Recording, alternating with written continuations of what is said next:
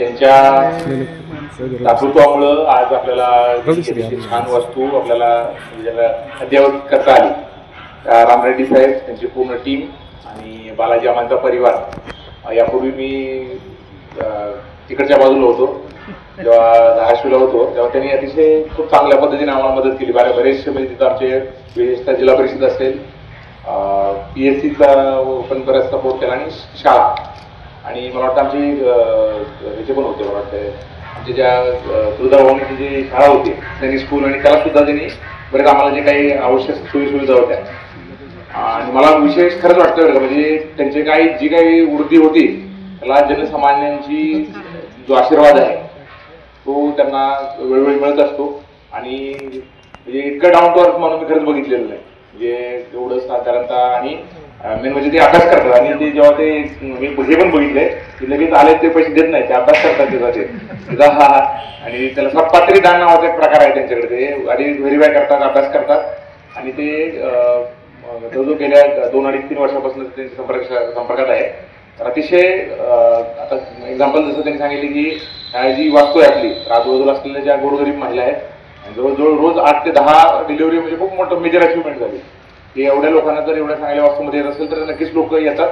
शासनाचा उद्देश हाच आहे की जेवढ्या जास्तीत जास्त महिला डिलिव्हरी आपल्या डॉक्टरच्या प्रेझेन्समध्ये होतील तेवढ्या बालमृत्यूंचं आणि माता मृत्यूंचं प्रमाण कमी होतं.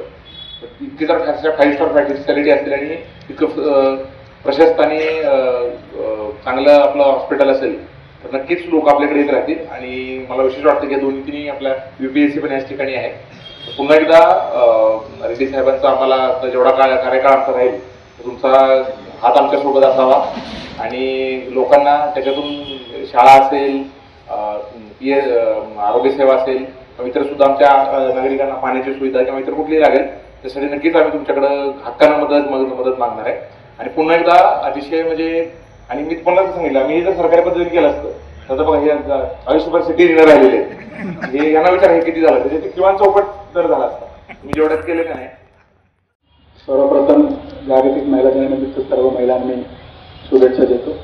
बालाजी अमाइन्स आणि Balaji speciality chemicals normally health and एज्युकेशनमध्ये काम करत असतं. तेही 3 जिल्ह्यामध्ये, खास करून एकतरी सोलापूर, उस्मानाबाद आणि तिसरा मेदक जिल्हा, इथं एक आमचं छोटा एक युनिट आहे, तिथंही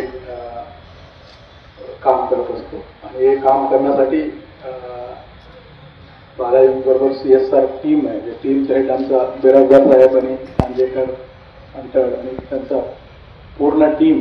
जसं साहेब म्हणलं तर का ॲप्लिकेशन आलं की ते तपास करून टेक्निकल फिजिबिलिटी, बऱ्याच ठिकाणी असं होत असतं टॉयलेट बांधकाम पाहिजे नंतर तिथं स्वतःचं जागा नसतं, आणि काही काही ठिकाणी पाणी नसतं.